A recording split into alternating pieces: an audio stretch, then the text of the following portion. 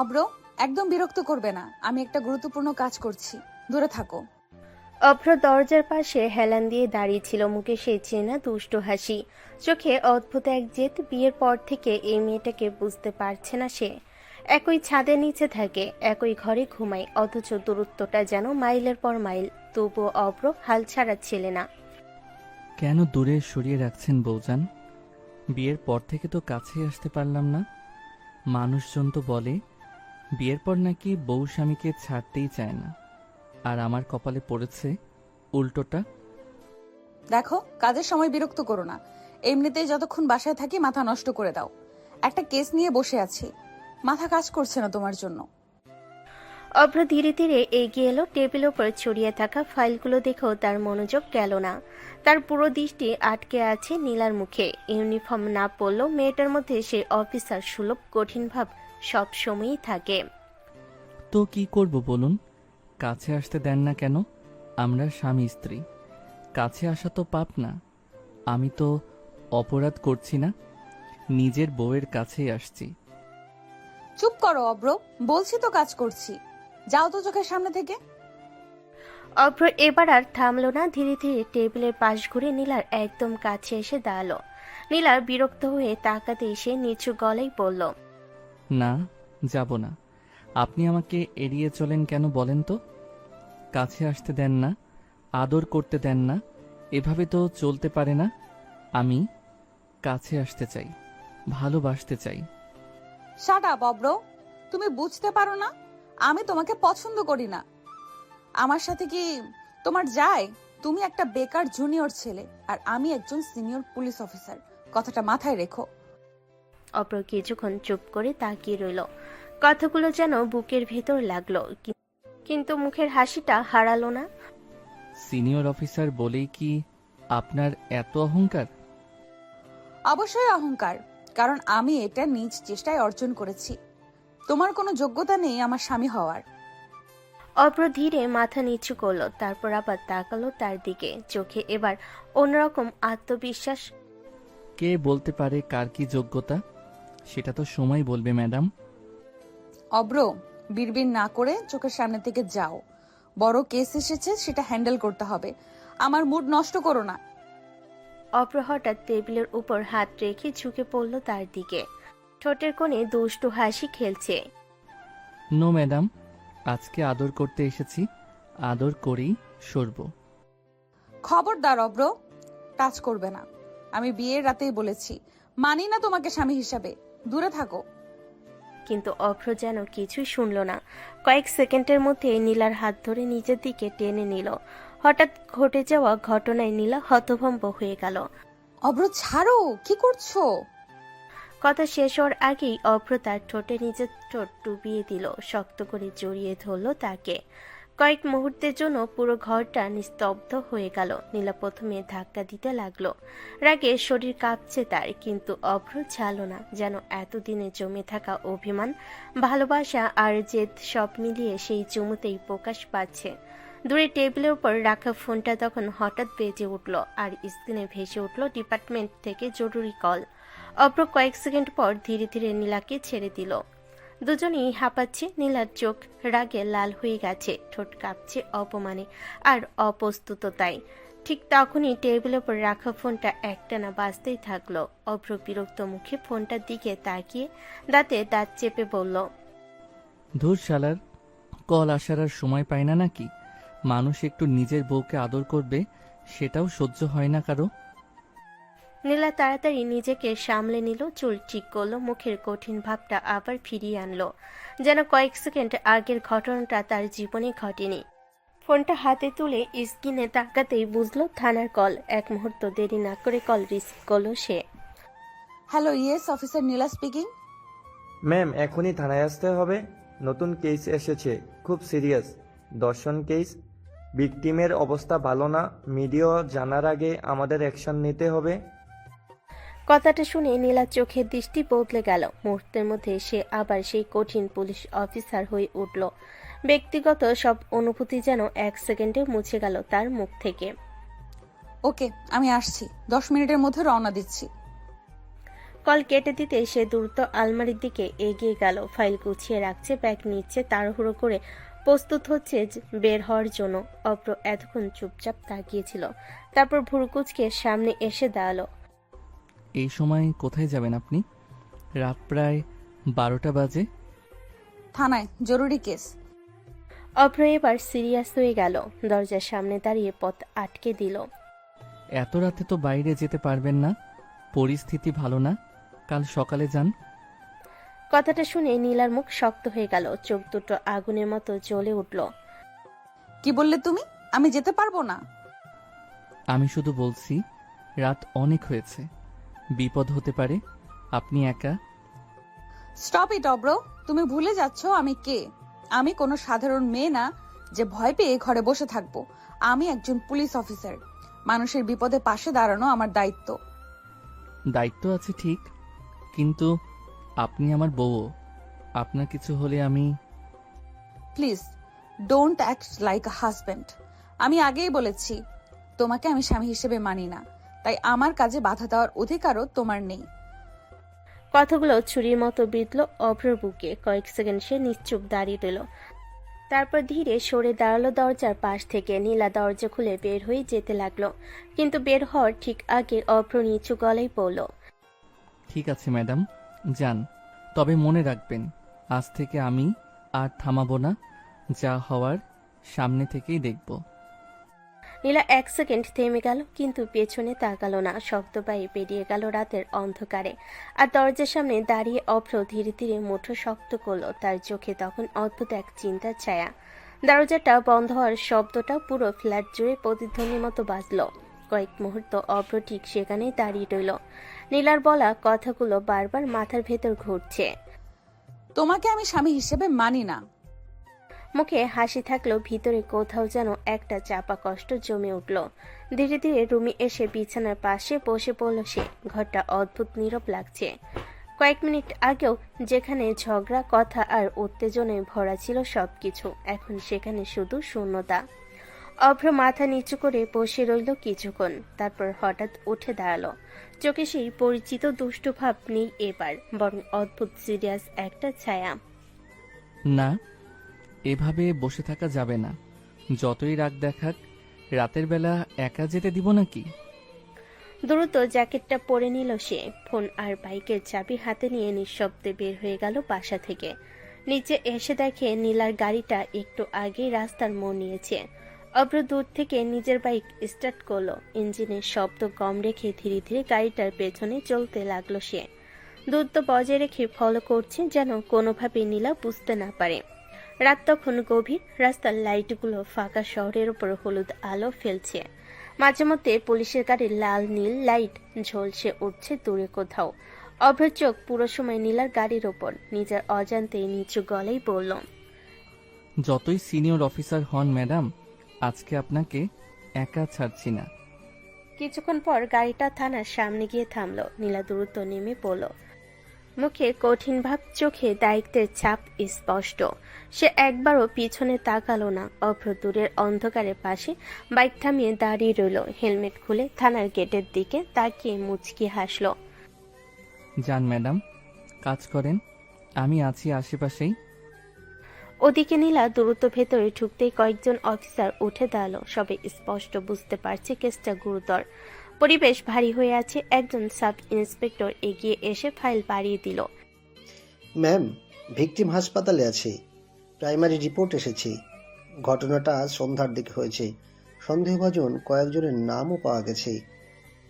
নীলা chair টেনে বসলো। চোখের সামনে ফাইল খুলতে তার মুখ আরো কঠিন হয়ে গেল। সব ডিটেলস লিখুন, টাইম, লোকেশন, প্রত্যক্ষদর্শী কারা ছিল, কিছু বাদ যাবে না। সে নিজেই কলম হাতে নিয়ে কেস ডায়েরিতে লিখতে শুরু করলো। দ্রুত কিন্তু নিখুঁতভাবে প্রতিটা তথ্য নোট করছে। তার চোখে তখন শুধু দায়িত্ব, কোনো আবেগ নেই। থানার ভেতরে ব্যস্ততা বেড়ে গেল।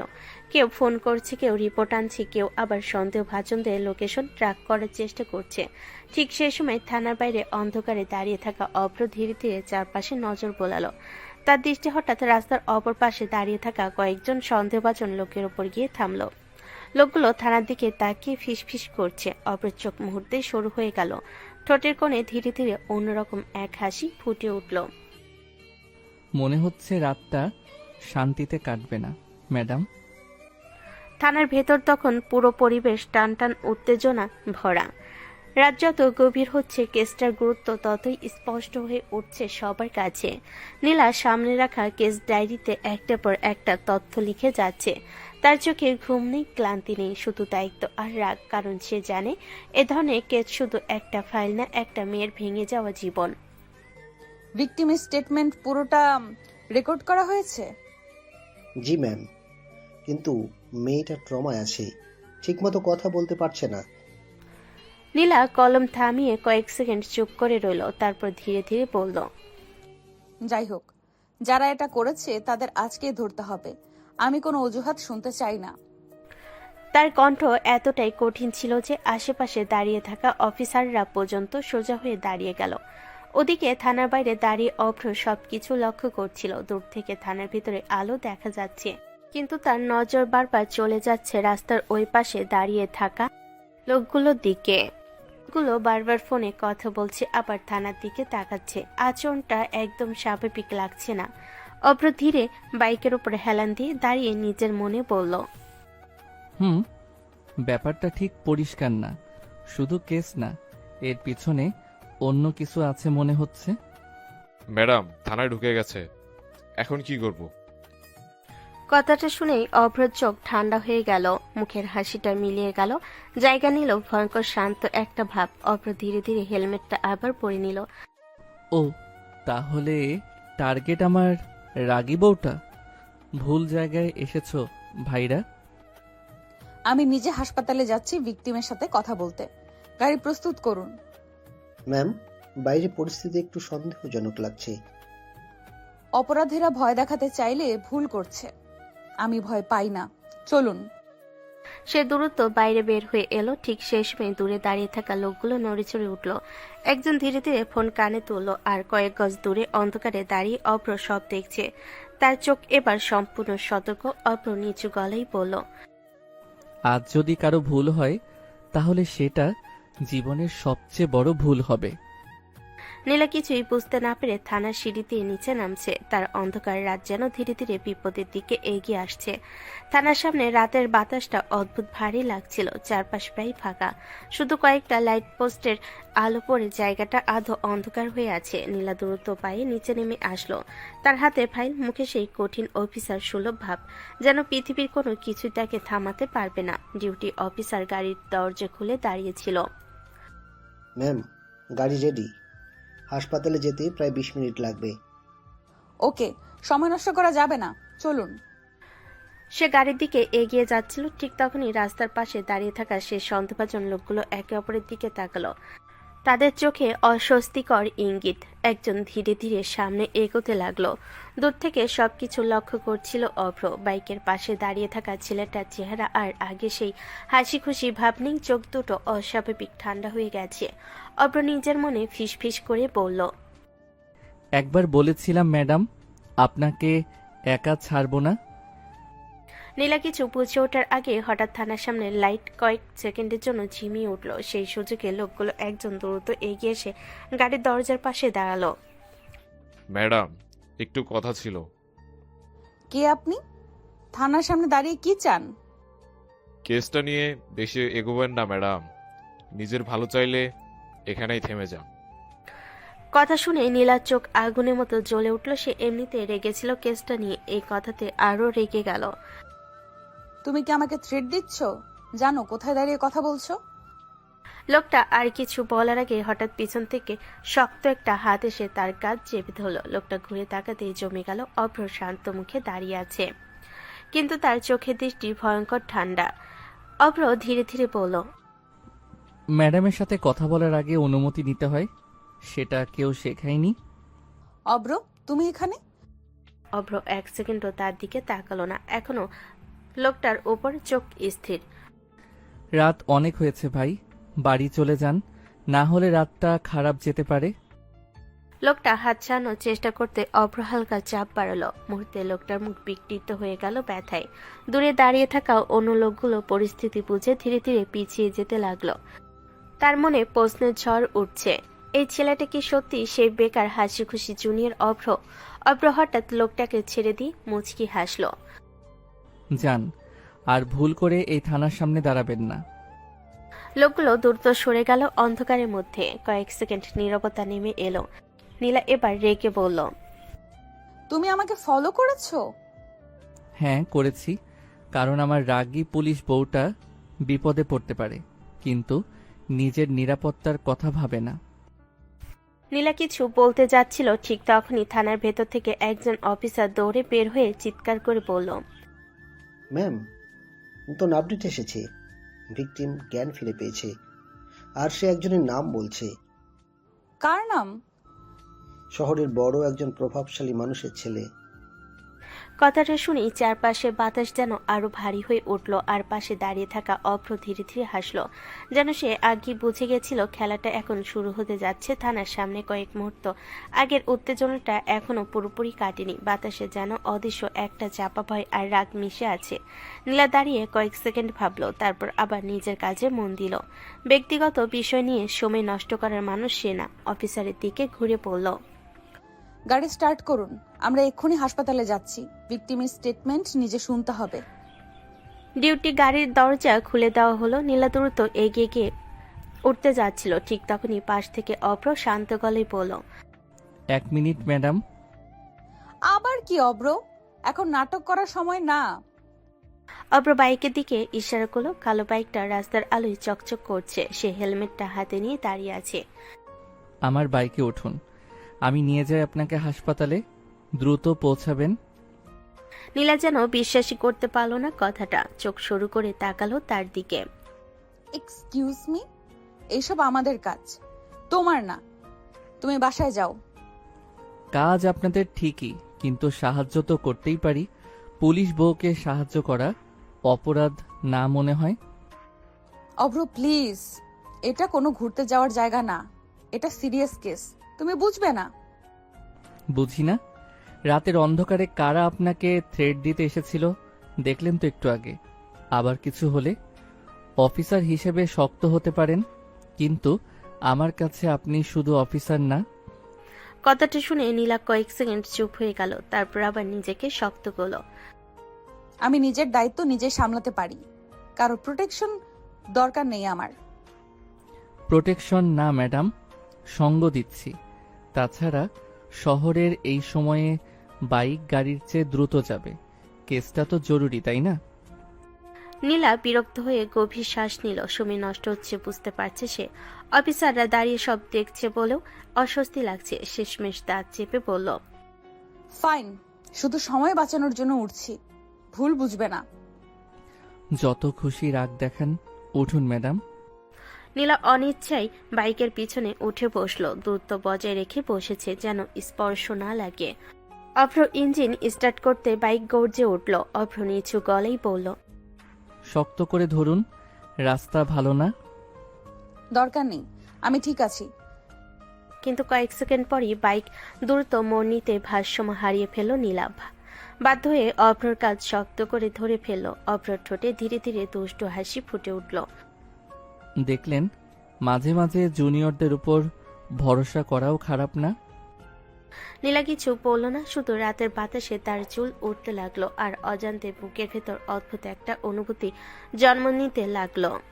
রাতের শহর তখন প্রায় নিস্তব্ধ। বাইকের গতির সাথে সাথে ঠান্ডা বাতাসও এসে বারবার নীলার মুখে লাগছে। রাস্তার লাইটগুলোতে একটার পর একটা পিছনে পড়ে যাচ্ছে। অভ্র খুব দ্রুত কিন্তু নিয়ন্ত্রণভাবে বাইক চালাচ্ছে। তার চোখ পুরো সময় সামনে, কিন্তু মন যেন অন্য কিছু হিসাব করছে। নীলা পিছনে বসে আছে চুপচাপ। প্রথমে দূরত্ব রেখে বসেছিল, কিন্তু রাস্তার উপর হঠাৎ ব্রেক আর মোড়ের কারণে কয়েকবার ভারসাম্য হারিয়ে ফেলায় অজান্তে অগ্রসার শক্ত করে ধরে আছে। বিষয়টা বুঝতেই মুখ শক্ত করে অন্যদিকে তাকালো সে। স্পিড কমাও অব্র, এটা রেস না। চিন্তা করবেন না ম্যাডাম, আপনাকে নিরাপদে পৌঁছানো এখন আমার স্পেশাল ডিউটি। কিছুক্ষণ পর হাসপাতালের বড় গেট গেটের সামনে দেখা গেল জরুরি বিভাগের সামনে লাল আলো জ্বলছে। কয়েকটা পুলিশ গাড়ি আগেই এসে দাঁড়িয়ে আছে। বাইক থামাতে নীলা দ্রুত নেমে পড়ল। হাসপাতালের ভেতরে ঢুকতেই এক ধরনের ভারী পরিবেশ তাদের ঘিরে ধরল। করিডোরে নার্সদের দৌড়াদৌড়ি, কোথাও কান্নার শব্দ, কোথাও আবার ফিসফিস করে কথা বলছে পুলিশ সদস্যরা। একজন সাব ইন্সপেক্টর নীলাকে দেখে এগিয়ে এলো। ম্যাম, আপনি এসে গেছেন। ভিকটিম আইসোলেশন কেবিনে আছে। ডাক্তার বলছে অল্প সময় কথা বলা যাবে। কেউ বাইরে থাকবে, মিডিয়া যেন কিছু জানতে না পারে এক্ষুনি। আর সন্দেহভাজনদের লোকেশন ট্র্যাক করা শুরু করুন। সে দ্রুত কেবিনের দিকে হাঁটতে লাগলো। অভ্র কিছুটা দূরে দাঁড়িয়ে সব দেখছে। তার চোখ চারপাশে ঘুরছে বারবার, যেন শুধু হাসপাতাল না, অন্য কিছু খুঁজছে। কেবিনের দরজা খুলতে ভেতরে দৃশ্য দেখে নীলার মুখ শক্ত হয়ে গেল। বিছানায় শুয়ে আছে একটা তরুণী মেয়ে, শরীর কাঁপছে, চোখ লাল হয়ে ফুলে গেছে কান্নায়। পাশে তার মা বসে নিঃশব্দে কাঁদছে। নীলা ধীরে এগিয়ে গিয়ে নরম গলায় বলল, ভয় পেও না, আমি পুলিশ। যারা এটা করেছে তাদের কাউকে ছাড়বো না। তুমি শুধু সত্যিটা বলো। মেয়েটা কাপা কাপা চোখে তাকালো তার দিকে। কয়েক সেকেন্ড কিছু বলতে পারলো না, তারপর ধীরে ধীরে ফিস ফিস করে বলল, তারা অনেকজন ছিল ম্যাম। আমাকে গাড়িতে তুলে নিয়ে গেছিল। তুমি কাউকে চিনতে পেরেছো? নাম বলতে পারবে? মেয়েটা চোখ বন্ধ করে কাঁপতে লাগলো, তারপর কষ্ট করে একটা নাম বলল। রায়হান। কেবিনের ভেতর মুহূর্তে নীরবতা নেমে এলো। পাশে দাঁড়িয়ে থাকা অফিসার অবাক হয়ে নীলার দিকে তাকালো। অফিসার নিচু গলায় বলল, এই রায়হান শহরের এমপির ছেলে। আইন সবার জন্য সমান। সে যার ছেলে হোক, আজই গ্রেফতার হবে। ঠিক তখনই কেবিনের বাইরে দাঁড়িয়ে থাকা অভ্রর ফোনে একটা মেসেজ এলো। সে স্ক্রিনে তাকাতেই চোখ শুরু হয়ে গেল। মেসেজে লেখা, কেসটা থেকে নীলাকে সরিয়ে নাও, না হলে সমস্যা হবে। অভ্র ধীরে মাথা তুলে কেবিনের ভেতরে তাকালো। নীলা তখনও মেয়েটার হাত ধরে তাকে আশ্বাস দিচ্ছে। অভ্র নিচু গলায় বলল, মনে হচ্ছে খেলাটা অনেক বড়, আর ম্যাডাম বুঝতেই পারছে না কতটা বিপদের মধ্যে ঢুকে গেছে। ঠিক সেই সময় হাসপাতালের করিডোরে হঠাৎ কয়েকজন প্রভাবশালী লোক ঢুকে পড়ল। তাদের সাথে সিকিউরিটি গার্ড আছে। পরিস্থিতি মুহূর্তে বদলে যেতে শুরু করলো। হাসপাতালের করিডোরটা হঠাৎ করে অস্বাভাবিকভাবে ভারী হয়ে উঠল। কয়েকজন দামি পোশাক পরা লোক দ্রুত ভেতরে ঢুকলো। তাদের সাথে দুজন বডিগার্ডও আছে। চারপাশ দাঁড়িয়ে থাকা পুলিশ সদস্যরা একে অপরের দিকে তাকাতে লাগলো। সবাই বুঝে গেছে বড় কেউ এসেছে।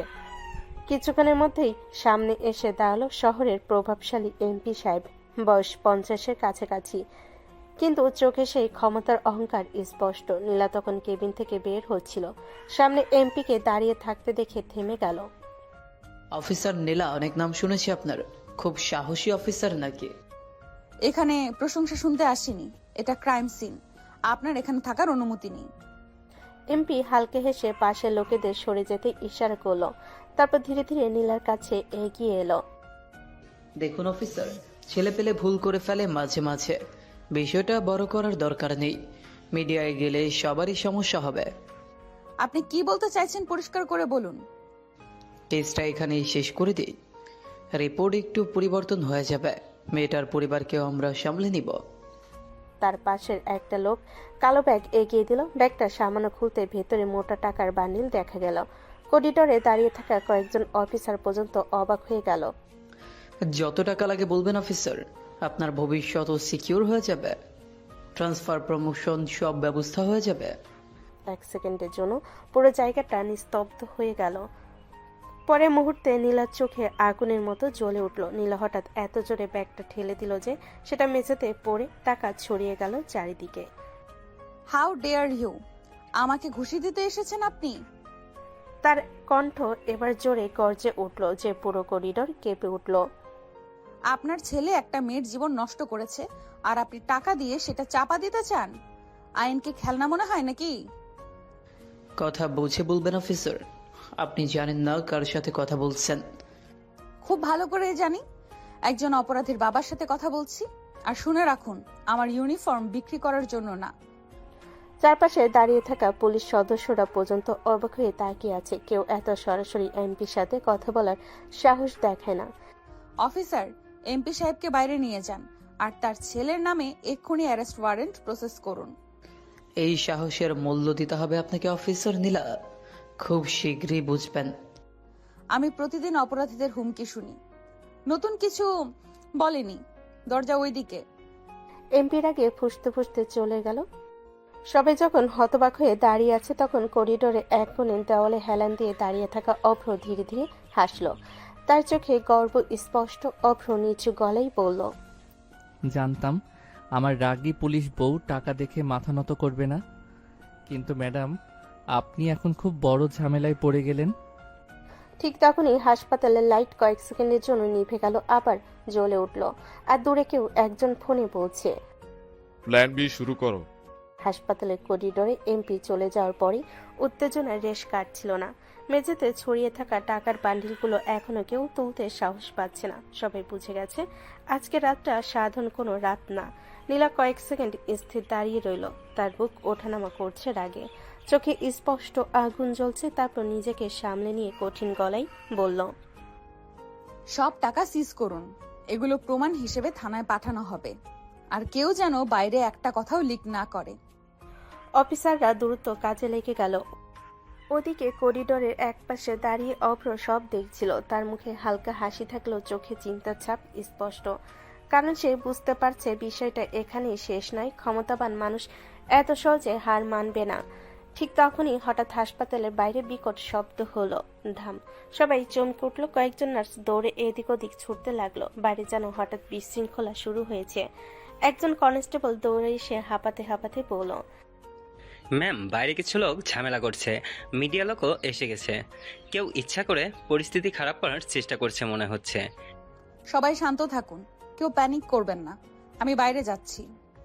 সে দ্রুত করিডোর দিয়ে বের হতে লাগলো। অভ্র সঙ্গে সঙ্গে সোজা হয়ে দাঁড়ালো, নিচু গলায় বলল, শুরু হয়ে গেছে তাহলে? নীলা বাইরে বের হতে দেখে হাসপাতালের সামনে বিশাল ভিড়। কয়েকজন লোক চিৎকার করছে, কেউ ভিডিও করছে, কেউ আবার পুলিশের বিরুদ্ধে উল্টো অভিযোগ তুলছে। পুরো বিষয়টা যেন পরিকল্পিত। একজন লোক চিৎকার করে বলছে, নির্দোষ ছেলেকে ফাঁসানো হচ্ছে, পুলিশ মিথ্যা কেস দিচ্ছে। সবাই পিছিয়ে যান, এটা হসপিটাল, এটা এলাকা।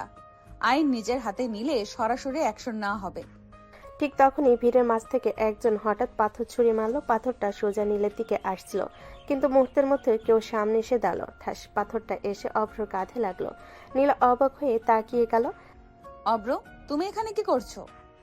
বলেছিলাম না ম্যাডাম, পুলিশ বউকে একা ছাড়ি না। তার চোখে পার ভিতরের দিকে গেল। কয়েক সেকেন্ডের জন্য শেষে হাসি খুশি ছেলেটা পুরো বদলে গেল। দৃষ্টি এত ঠান্ডা হয়ে উঠল যে সামনে দাঁড়িয়ে থাকা কয়েকজন নিজে থেকে পিছিয়ে গেল। অভ্র নিচু গলায় বলল, যারা খেলাটা শুরু করেছে মনে হয় তারা জানে না শেষটা কত খারাপ হতে পারে। নীলা প্রথমবারের মতো অভ্রর দিকে অন্যরকম দৃষ্টিতে তাকালো। তার মনে প্রশ্ন জন্মাচ্ছে, এই মানুষটা আসলে কে? আর দূরে দাঁড়িয়ে কেউ একজন ফোনে বলল, মেয়েটাকে ভয় দেখিয়ে লাভ নেই, এখন অফিসারকেই সরাতে হবে। হাসপাতালের সামনে রাতটা যেন আগের থেকেও আরো অন্ধকার ও ভয়ঙ্কর হয়ে উঠেছে। বাতাসে অদ্ভুত চাপা আওয়াজ, দূরে গাড়ির হর্ন আর চিৎকার মিলেমিশে এক ভয়ঙ্কর সুর তৈরি করছে। নীলা পুরো ভিড়ের দিকে তাকিয়ে দাঁড়িয়ে আছে। তার চোখে রাগ আর দৃঢ়তার মিশ্রণ স্পষ্ট। সবাই অশান্তি সৃষ্টির চেষ্টা করছেন কেন? হাসপাতালের পরিবেশের সাথে কেউ খেলবেন না।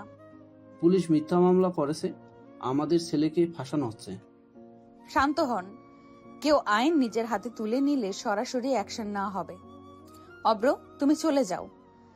বলেছি না রাতের এই ঝড় মোকাবেলা করতে একা হবেন না। পুলিশ বউকে কেউ একা পেয়ে কিছু করতে পারবে না। ভিড়ের মধ্যে কিছু লোক অবাক হয়ে পিছিয়ে গেল। অভ্রের চোখে সেই দৃষ্টি ঠান্ডা এবং গভীর, মুহূর্তেই তাদের ভীত করে দিল। নীলা নিজে শ্বাস নিয়ে ধীরে বলল, তুমি আবার বিপদে পড়তে যাচ্ছ। এইভাবে তুমি নিজেকে। আমি জানি ম্যাডাম, কিন্তু যাকে আপনি রক্ষা করতে চান তার পাশে থাকা আমার দায়িত্ব। হাসপাতালের বাইরে ধীরে ধীরে পরিস্থিতি কিছুটা নিয়ন্ত্রণে এলো। ভিড় সরিয়ে পুলিশ ব্যারিকেড টেনে ফেলেছে। মিডিয়ার লোকেদের নিরাপদ দূরত্বে রাখা হলো। হাসপাতালের করিডোরে এখন শান্তি নেমে এসেছে, কিন্তু নীলা পুরোপুরি ক্লান্ত। চোখের গভীরে অস্থিরতা, শরীরে মানসিক চাপ স্পষ্ট। অভ্র দূরে দাঁড়িয়ে নীলার দিকে তাকালো, নিচু গলায় বলল, ম্যাডাম, এখন বাসায় চলুন। আপনি একা ক্লান্ত হয়ে পড়েছেন। আমি ঠিক আছি। হ্যাঁ চলো। সত্যি আজ শরীরটা একেবারে টায়ার্ড হয়ে গেছে। ঠিক আছে, তবে আগে আমাকে কথা দিতে হবে। আপনি ক্লান্ত, আমি আপনার পাশে থাকব। নদীর মতো শান্ত রাতের বাতাসে তারা ধীরে ধীরে গাড়ির দিকে এগোলো। অভ্র বাইকের পাশ দিয়ে এগিয়ে হালকা ইশারা করলো। বাইকে উঠুন ম্যাডাম, বাসায় পৌঁছানো দ্রুত হবে। নীলা প্রথমে কিছুটা দ্বিধা করলো, ধীরে ধীরে বাইকের পিছনে বসলো। মাথা একটু নিচু করে নিয়েছে যেন আর কোনো ঝুঁকি না থাকে। রাস্তা ক্রমশ ফাঁকা, হালকা বাতাসে চুল উড়ে যাচ্ছে। অভ্র চালাচ্ছে মনোযোগ দিয়ে, আর নীলা চুপচাপ শুধু বসে আছে। শরীর আর মন দুটোই ক্লান্ত। বাসায় পৌঁছানোর পরপরই দুজন ধীরে ধীরে ভেতরে ঢুকলো। নীলা টানা এক দীর্ঘশ্বাস ফেলল। উফ, শেষমেশ কত ক্লান্ত লাগে। হ্যাঁ ম্যাডাম, এখন আর কিছু নয়, শুধু বিশ্রাম। কিন্তু দুজনেরই মনে হঠাৎ এক অদ্ভুত অনুভূতি হলো, খাবারের জন্য খিদে। নীলার মাথা ঘোরাতে লাগলো। অব্র, আমার সত্যি খিদে পেয়েছে। চিন্তা নেই, আমি নুডলস বানিয়ে আনি, আমরা দুজন মিলে খাবো। কিছুক্ষণ পর রান্নাঘরের পাশে দুজন বসে নুডলসের প্যাকেট খুললো। খাবারের গন্ধে যেন ক্লান্তি আর রাগ মিলেমিশে যাচ্ছে। দুজনই একটু একটু করে শান্ত হতে লাগলো। নীলা চুপচাপ খাচ্ছিল। অভ্র তার দিকে তাকিয়ে মৃদু হাসলো।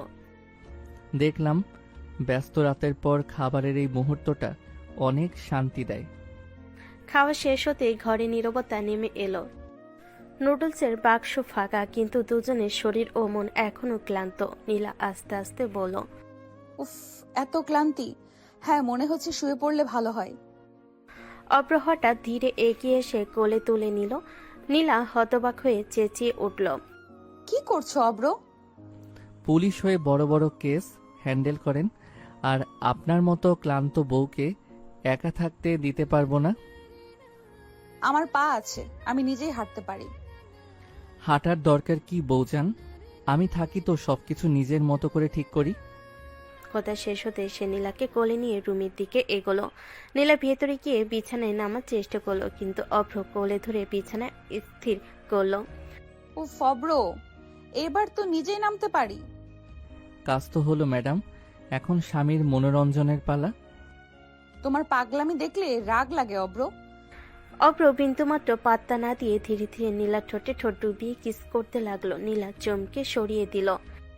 উফ উফ অব্র, তুমি কি করছো?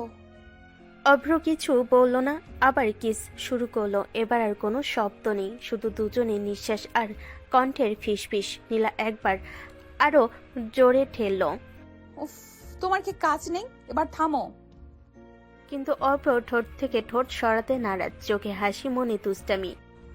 আর কি করবে বউজান, এই রাত, এই মুহূর্ত, পুলিশি কাজ শেষ, স্বামীর দায়িত্বই তো শুরু হলো। নীলা চুপচাপ ঠোঁট চেপে ধরল। অগোচরে তার মন ধীরে ধীরে সেই ক্লান্তি আর রাগের মাঝে কিছুটা অদ্ভুত উষ্ণতা অনুভব করতে লাগলো। রাতটা ধীরে ধীরে তাদের জন্য এক অন্যরকম রোমান্টিক উত্তেজনায় মোড়ালো। রাতে সব অস্থিরতা, রাগ, অভিমান আর টানাপোড়েন যেন গভীর ঘুমের ভেতর কোথাও মিলিয়ে গিয়েছিল। ভোরের আলো ধীরে ধীরে জানালার ফাঁক গলে ঘরে ঢুকছে। হালকা সোনালি রোদ এসে পড়ছে নীলার মুখে। নীলা ধীরে ধীরে চোখ মেলল। কিছুক্ষণ ছাদের দিকে তাকিয়ে রইল। গত রাতের ঘটনাগুলো যেন সিনেমা দৃশ্যের মতো ভেসে উঠল। তারপর মাথা ঝাঁকিয়ে উঠে বসল। আজ অনেক কাজ, নিজেকে সামলে নিতে হবে। সে চুপচাপ বাথরুমে ঢুকে গোসল করে নিল। ঠান্ডা পানির ছোঁয়ায় শরীর মন কিছুটা সতেজ হয়ে উঠল। আয়নার সামনে দাঁড়িয়ে চুল মুছতে মুছতে নিজের চোখের দিকে তাকালো। শক্ত, আত্মবিশ্বাসী, তবুও কোথাও যেন নরম একটা রেখা তৈরি হয়েছে। গোসল শেষ করে সাদামাটা একটা শাড়ি পরে নিচে নামতে রান্নাঘর থেকে ভেসে আসছে মশলার সুগন্ধ। পেঁয়াজ রসুন ভাজার গন্ধে পুরো বাড়ি যেন উষ্ণ হয়ে উঠছে। নীলা নিচে গিয়ে দেখলো অভ্রমা চুলার সামনে দাঁড়িয়ে রান্না করছেন। মা, আপনি একা একা করছেন কেন? আমাকে ডাকেননি কেন? আরে মা, তুমি তো সারা রাত কাজ করছো, ভোরে এসে ঘুমিয়েছো, তোমাকে আবার ডাকবো নাকি? কাজ তো আমার দায়িত্ব, আর ঘরের কাজও দায়িত্ব। আমি সাহায্য করি। তুমি না সত্যি অন্যরকম মেয়ে, বাইরে এত বড় অফিসার আর ঘরে এত সাধারণ। ইউনিফর্ম খুললে আমি শুধু এই বাড়ির বউ। সে চুলার পাশে দাঁড়িয়ে ডাল নেড়ে দিল, তরকারিতে লবণ মেপে দিল। দুজনের মাঝে ধীরে ধীরে একটা মিষ্টি আলাপ জমে উঠল। সংসারের ছোটখাটো গল্প, বাজারের কথা, পাড়ার খবর। ঠিক তখনই উপরের সিঁড়িতে আলস্য ভরা পায়ে নামতে লাগলো অভ্র। চুল এলোমেলো, চোখ আধো খোলা। এ কি সকাল সকাল পুলিশ ম্যাডাম কিচেনে? পুলিশ ম্যাডাম না, বাড়ির বউ। ও, তাহলে আজ আমার কপাল ভালো। তোমরা দুজন আবার শুরু করো না, আগে নাস্তা করো। রান্নাঘরের ভেতর সকালবেলা সেই উষ্ণ পরিবেশ যেন নতুন এক দিনে শুরু হলো। গত রাতের সব রাগ, উত্তেজনা, অস্থিরতার পর আজকের সকালটা একটু অন্যরকম, শান্ত, ঘরোয়া, আর কোথাও যেন সম্পর্কের সূক্ষ্ম এক বদল।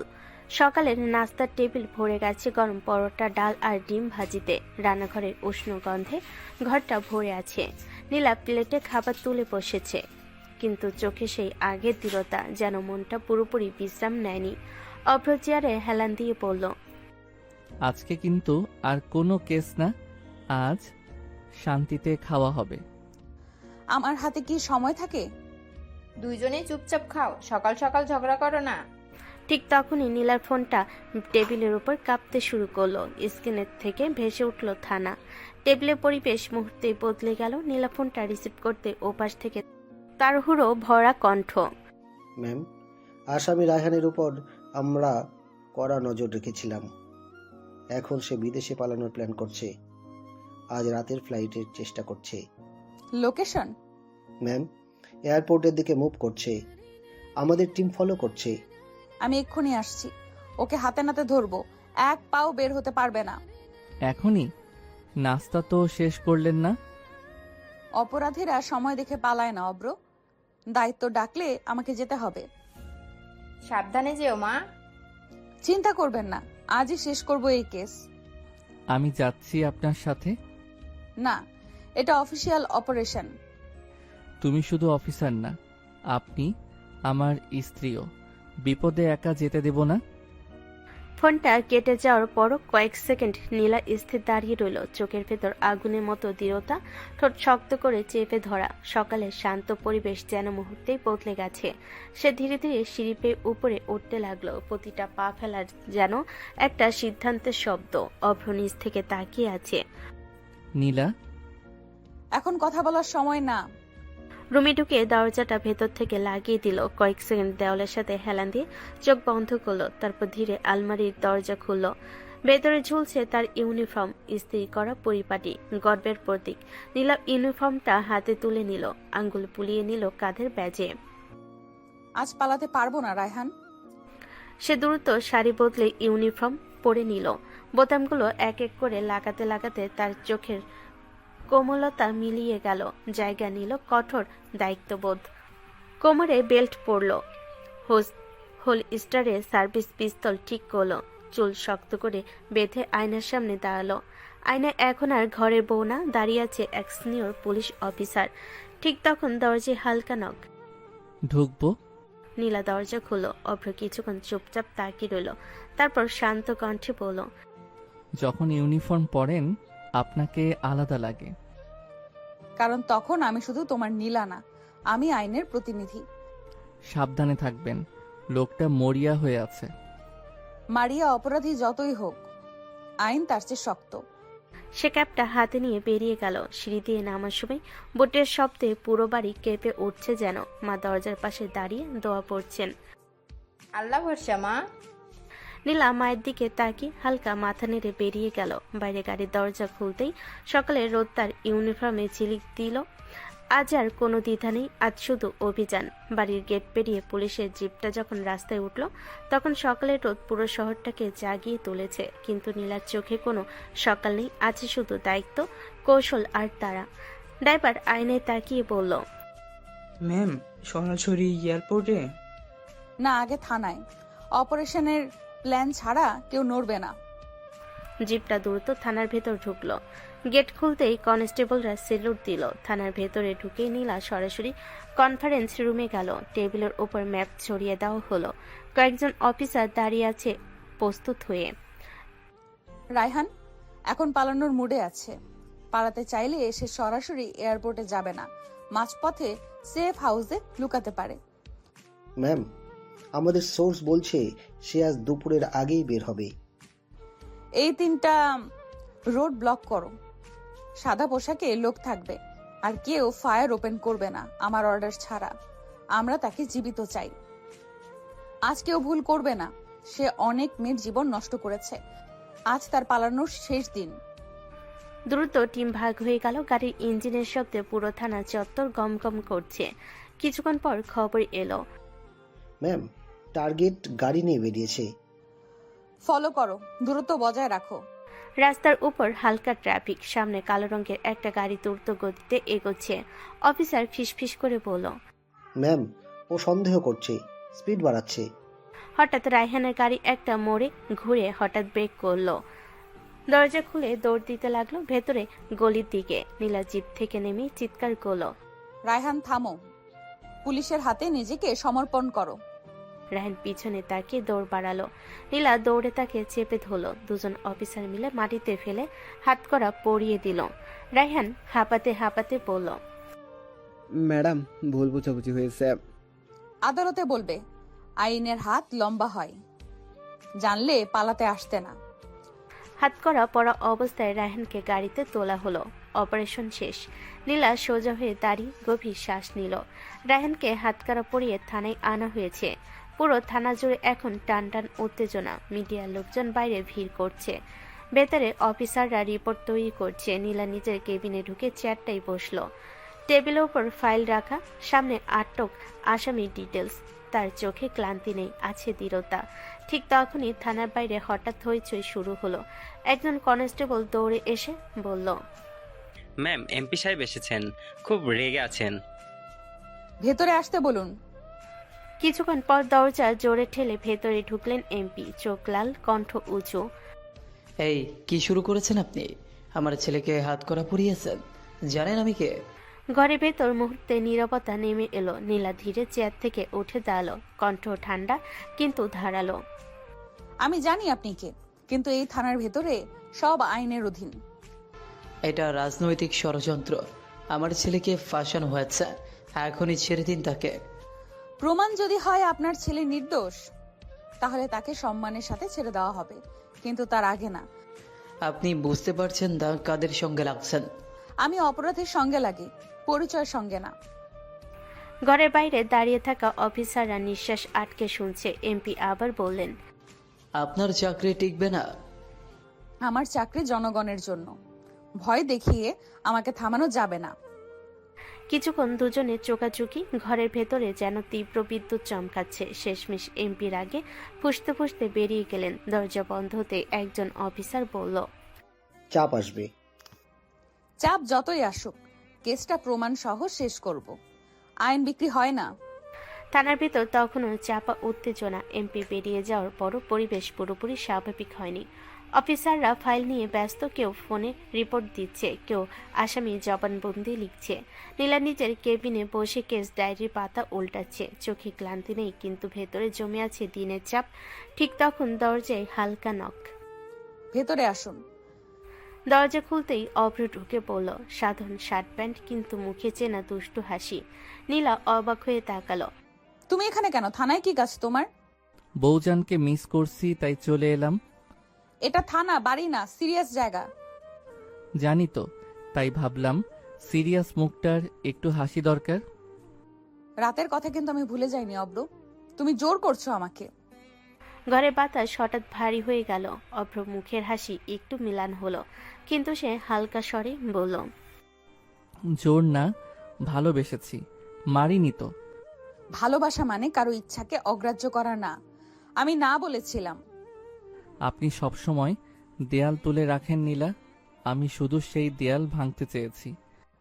দেওয়াল ভাঙার আগে দরজায় নক করতে হয়, এটা মনে রেখো। কথাগুলো নরম কিন্তু ভীষণ স্পষ্ট। অভ্র কিছুক্ষণ চুপ করে রইল।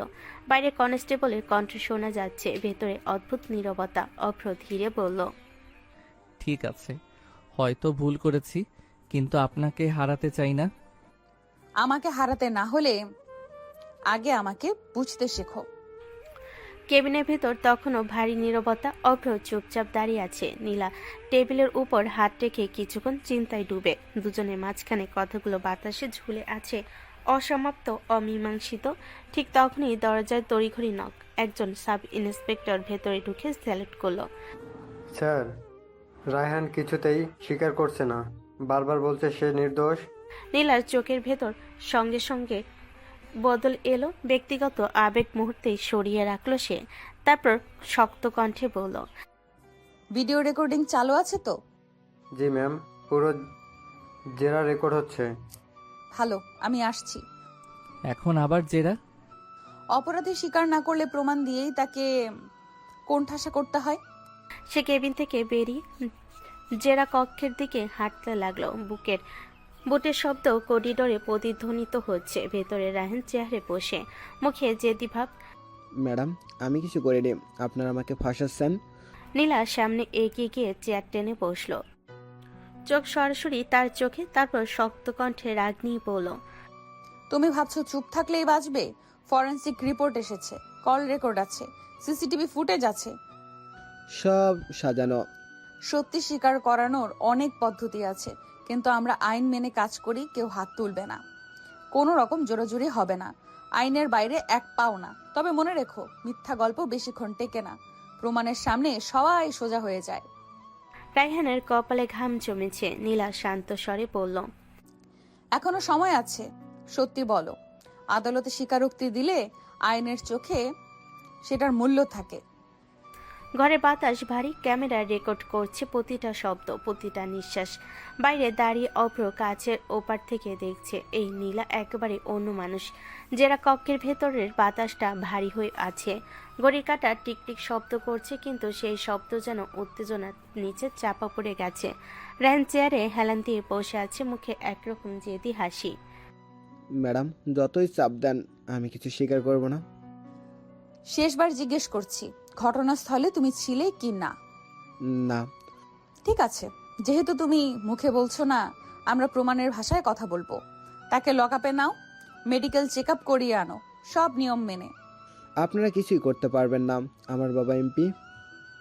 এই ঘরে শুধু আইন কথা বলে। দুই কনস্টেবল তাকে ধরে নিয়ে গেল। করিডোরে হালকা ধস্তাধস্তি হলো, কারণ রায়হান নিজেকে ছাড়ানোর চেষ্টা করছে, কিন্তু পুলিশ সদস্যরা তাকে ধরে লকআপের দিকে নিয়ে গেল। অভ্র দূর থেকে সব দেখছে। অভ্র নিচু গলায় বলল, ও স্বীকার করবে না এত সহজে। স্বীকারোক্তি জোর করে আদায় করা যায় না, কিন্তু সত্যকে চেপে রাখা যায় না। কিছুক্ষণ পর খবর এলো, লকআপে গিয়ে রায়হান দেওয়ালে খুশি মারতে গিয়ে নিজে পড়ে গেছে। হাতে সামান্য আঘাত পেয়েছে। একজন কনস্টেবল বলল, ম্যাম, ও নিজেই পড়ে গিয়ে চোট পেয়েছে। সঙ্গে সঙ্গে ডাক্তার ডাকো, ইনজুরি রিপোর্ট তৈরি করো। কোনো অভিযোগের সুযোগ দেওয়া যাবে না। চাপ বাড়বে, কিন্তু আমরা নিয়ম ভাঙবো না। থানার করিডোর ধীরে ধীরে ফাঁকা হয়ে আসছে। দিনের আলো ঢুকে পড়ছে জানালা দিয়ে, কিন্তু ভেতরের পরিবেশ এখনো টানটান। কেসের চাপ, রাজনৈতিক প্রভাব, জেরা, সব মিলিয়ে দিনটা ভারী হয়ে আছে। নীলা কেবিন থেকে বেরিয়ে ফাইল হাতে নিয়ে দাঁড়িয়ে আছে, চোখে ক্লান্তির রেখা, কিন্তু মুখে কঠোরতা অটুট। ঠিক তখনই অভ্র সামনে এসে দাঁড়ালো। এখন বাড়ি চলুন, অনেক হয়েছে আজ। আমার কি কাজ নাই? কেস মাঝপথে রেখে বাড়ি যাব?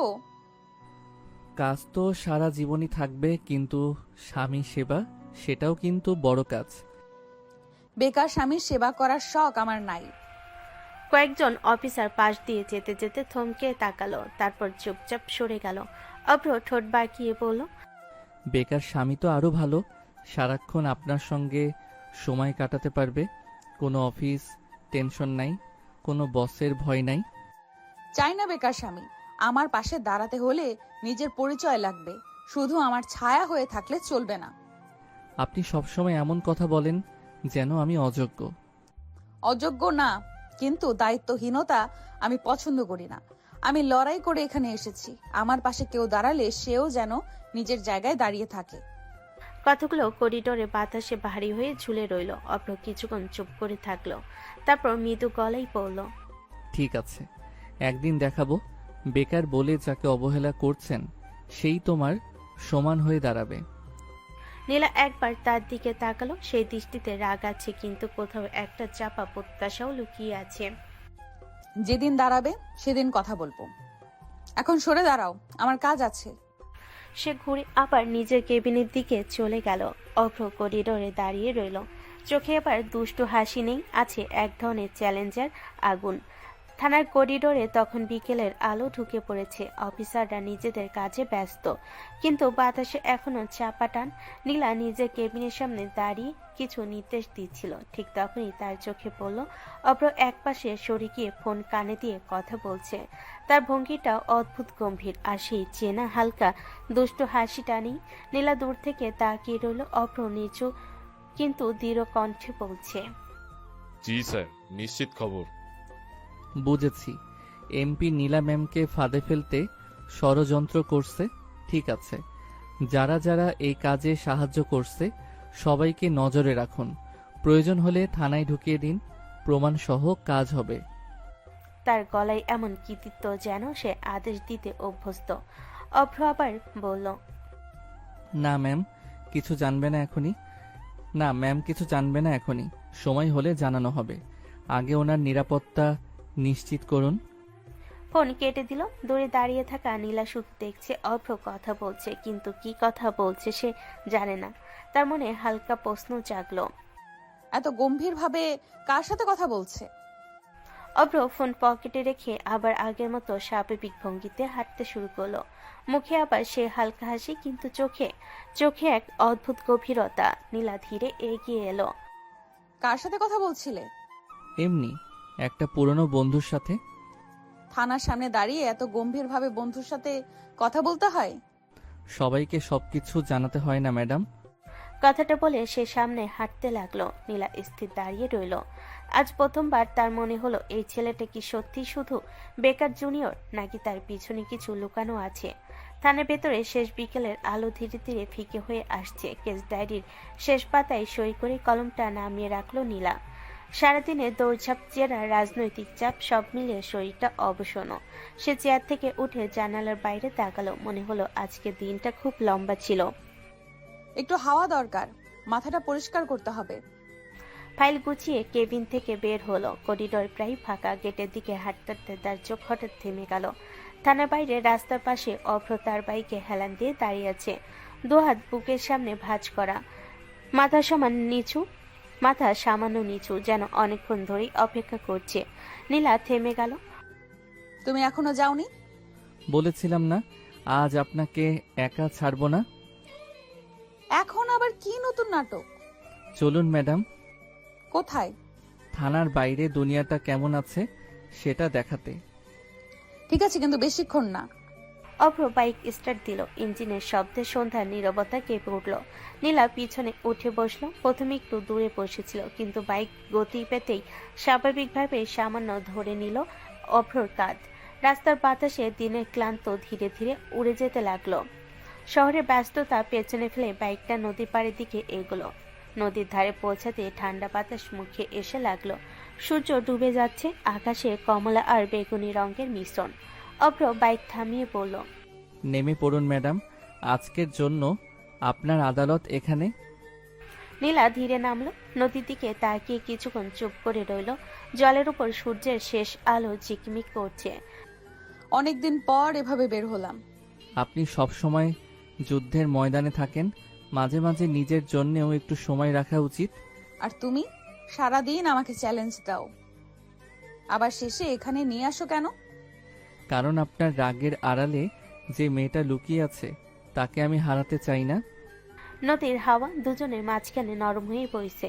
আজ থানার কোলাহল নেই, রাজনৈতিক চাপ নেই, শুধু গভীর শব্দ আর দুজন মানুষের নীরবতা। হয়তো এই নীরবতার মাঝে জমেছে নতুন কোনো অনুভূতি। নদীর পাড়ে হালকা বাতাস বইছে, সূর্য প্রায় ডুবে গেছে। আকাশে কমলা আর বেগুনি রঙের মিশ্রণে এক অদ্ভুত শান্ত সৌন্দর্য ছড়িয়ে আছে। দূরে একজন মানুষ হাঁটছে, কেউ বসে গল্প করছে, কেউ নদীর দিকে চুপচাপ তাকিয়ে। নীলা নদীর জলে চোখ রেখে দাঁড়িয়ে আছে। দিনের সব ক্লান্তি যেন এই বাতাসে একটু একটু করে হালকা হয়ে যাচ্ছে। হঠাৎ পেছন থেকে অভ্র এসে তাকে জড়িয়ে ধরল। নীলা চমকে উঠল। কি করছো? কত মানুষ আছে এখানে। তাতে কি, আমরা তো পবিত্র সম্পর্কে আবদ্ধ। স্বামী স্ত্রী জড়িয়ে ধরলে আকাশ ভেঙে পড়বে নাকি? নীলা চারিদিকে তাকালো, সত্যি কয়েকজন মানুষ পাশ দিয়ে হাঁটছে। তার গলা হালকা লাল হয়ে উঠল। ছাড়ো, সবাই দেখছে। দেখুক, আমার বউকে জড়িয়ে ধরেছি, অপরাধ করিনি। নীলা এবার সত্যি লজ্জা পেয়ে গেল। তার কঠোর পুলিশি চেহারার আড়ালে যেন একেবারে অন্য এক মেয়ের মুখ ফুটে উঠল। তুমি একদম বদলাবে না অব্র। বদলালে তো আপনি চিনতেই পারতেন না। চলুন ম্যাডাম, একটু হাঁটি। নীলা এবার সত্যি লজ্জা পেয়ে গেল। তার কঠোর পুলিশি চেহারার আড়ালে যেন একেবারে অন্য এক মেয়ের মুখ ফুটে উঠল। নীলা একটু ইতস্তত করলো, শেষ পর্যন্ত তার হাত ধরল। দুজন পাশাপাশি হাঁটতে লাগলো নদীর ধারে পথ ধরে। কিছু দূর যেতে রাস্তার পাশে ফুচকার দোকান, টক মিষ্টি পানির গন্ধ ভেসে আসছে। অব্র হঠাৎ থেমে বলল, ফুচকা খাবেন? এখন? হ্যাঁ, এখনই। বড় বড় কেস সামলানো পুলিশ অফিসারও মাঝে মাঝে ফুচকা খেতে পারে। ঝাল বেশি হলে কিন্তু দায় তোমার। ভাই, 2 প্লেট, একটাই ঝাল কম আর একটা একটু বেশি। তুমি ধরে নিয়েছো কোনটা কার? আপনার কম ঝাল, বাইরে আগুন ভেতরে নরম। নীলা চুপ করে থাকলো, কিন্তু ঠোঁটের কোণে হালকা হাসি ফুটে উঠল। নদীর ধারে সেই ছোট্ট ফুচকার দোকানটার সামনে দাঁড়িয়ে দুজনে বেশ হালকা মেজাজে ছিল। বাতাসে টক পানির গন্ধ, চারপাশে কিশোর কিশোরীদের হাসি আর সন্ধ্যার নরম আলো, সব মিলে মুহূর্তটা একেবারে নির্ভার। দোকানদার তাড়াহুড়ো করে 2টা প্লেট এগিয়ে দিল। অব্র আত্মবিশ্বাসী ভঙ্গিতে একটা প্লেট নীলার হাতে তুলে দিল। এই নিন ম্যাডাম, স্পেশাল কম ঝাল। নিশ্চিত তো? আপনার স্বামী কি কখনো ভুল করে? নীলা আর কিছু না বলে একটা ফুচকা তুলে গালে দিল। পরের সেকেন্ডে তার চোখ বড় বড় হয়ে গেল। ইস, এটা কি? আগুন লাগছে। সে হাত দিয়ে মুখে বাতাস করতে লাগলো। তার চোখ মুখ এক মুহূর্তের মধ্যে লাল টকটকে হয়ে গেল। পানি, পানি দাও। আপা, ভুলে প্লেট পাল্টে গেছে মনে হয়। অব্র নিজের প্লেটের দিকে তাকিয়ে বুঝলো সত্যি ভুল হয়েছে। কম ঝালেরটা তার হাতে আর ঝালেরটা নীলার। নীলা লাফাতে লাফাতে বলছে, জ্বলছে, আমার জিহ্বা পুড়ে যাচ্ছে। আরে আরে দাঁড়ান, পানি দিচ্ছি। উফ, এটা মানুষ খায় নাকি? চারপাশে মানুষ তাকিয়ে আছে। নীলা লজ্জা রাগ ঝালের মিশ্রণে একেবারে অস্থির। অভ্র একটু চিন্তিত হয়ে গেল। দাঁড়ান, এভাবে হবে না। সে নীলার হাত ধরে একটু দূরে টেনে নিয়ে গেল। দোকানের ভিত থেকে সরিয়ে নীলা এখনো হাঁপাচ্ছে। কিছু একটা করো। অভ্র এক মুহূর্ত তার দিকে তাকিয়ে রইল, তারপর হঠাৎ করে তাকে কাছে টেনে নিল। এই কি করছো? কথা শেষ হওয়ার আগে অভ্র তার ঠোঁটে ঠোঁট ডুবিয়ে দিল। নীলা হতবাক, চোখ বড় বড় হয়ে গেল। কয়েক সেকেন্ড সে নড়ল না, যেন পুরো পৃথিবী থেমে গেছে। অভ্র ধীরে ধীরে তাকে আঁকড়ে ধরে রইল। কিছুক্ষণ পর আলতো করে সরে এলো। অভ্র নরম গলায় বলল, এখন কেমন? নীলা কয়েক সেকেন্ড কিছু বলতে পারল না, শুধু হাঁপাচ্ছে। ঝালের তীব্রতা সত্যি কমে এসেছে। নীলা ফিস ফিস করে বলল, তুমি পাগল? ঝাল কমানোর বিজ্ঞানসম্মত উপায়? নীলা এবার মুখ ঘুরিয়ে নিল, কিন্তু চোখে আর আগের মতো আগুন নেই। নদীর হাওয়া আবার বইছে, ঝাল কমেছে, কিন্তু অন্য এক উষ্ণতা যেন রয়ে গেছে বাতাসে। নদীর ধারে সেই হাসি ঠাট্টা, ঝাল ঝামেলা আর অদ্ভুত উষ্ণ মুহূর্তের পর দুজন ধীরে ধীরে বাইকের দিকে এগিয়ে গেল। আকাশ তখন পুরোপুরি অন্ধকার হয়নি, তবে সন্ধ্যার আলো মিলিয়ে গেছে। রাস্তার লাইটগুলো জ্বলে উঠছে একে একে। অভ্র হেলমেটটা নীলার হাতে দিল। চলুন ম্যাডাম, আজকের অভিযান এখানেই শেষ।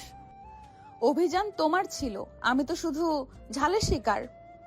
শিকার না, সন্ধ্যার নায়িকা।